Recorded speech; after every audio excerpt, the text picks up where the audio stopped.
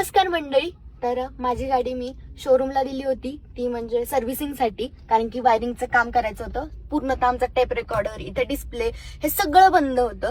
तरी सुद्धा हे तिथे डॅडी म्हणजे माझे अण्णा गेले तिथे गाडी चेक केली तर गाडी ओके होती. आणि तिथून अर्ध्यापर्यंत घरी आले त्यावेळेस बघतात, अर्ध्यापर्यंत आले तर तिथे बघतात तर काय पूर्ण डिस्प्ले बंद झाला पूर्ण. आणि घरी आले गाडी बंद पडली.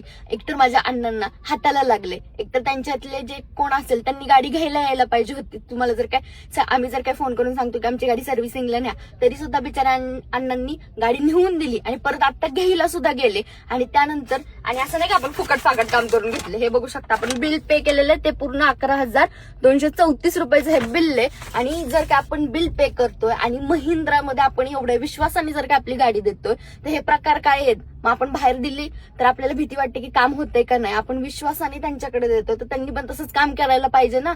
आणि जर का ही सिच्युएशन कुठे रोडवर झाली असती, कुठे हायवेला झाली असती तर काय करायचं. इमर्जन्सी कधी पण कुठे पण मला बाहेर जावं लागतं, त्यांना बाहेर जावं लागतं, गाडी घेऊन जातो, मग करायचं काय.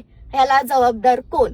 आता महिंद्रावाल्यांनी मला उत्तर द्यायचे. आणि मी ही जी वेळ आहे ना, ही पहिली दुसरी नाही तिसरी चौथ्या वेळा झालेली गोष्ट आहे की गाडी सर्व्हिसिंग करून येते, त्याचबरोबर बंद पडते. आणि त्याचबरोबर जेव्हा आम्ही सांगतो की क्लीन करून द्या गाडी, धुवून द्या व्यवस्थित, ती धुतलेली सुद्धा नसते, अस्वच्छ असते. असं का होतं. पैसे कमी, आम्ही पैशाला कुठे कमी करतोय का. पैसे तुमचे जेवढे आहेत तेवढे पे करतोय ना, सो मग काम पण तसं करा ना.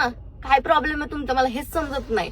आणि खरंच मग आता मला एवढा राग आला, म्हटलं नाही आता व्हिडिओ बनवायचा आपण, होईल ते होईल, बघता येईल काय महिंद्रावाले काय म्हणतात आपण त्यांचं बघू ना. मी व्हिडिओ काढून ठेवले ज्या ज्या गोष्टी झाल्यात आमच्यासोबत त्या गोष्टींचे. त्यांनी फोन केला की त्यांना की आमची गाडी दरवाजात आली बंद पडली. आता त्यांची माणसं पळत येतात ते गाडीला काय झालंय बघायला. मग तुम्हाला आधी कळलं नाही की काय गाडीची, जेव्हा आपण एखाद्या माणसाची गाडी जर का आपण रिपेअरिंग करायला घेतो तर ती पूर्णतः नीट काम करून द्यायची ही तुमची जबाबदारी.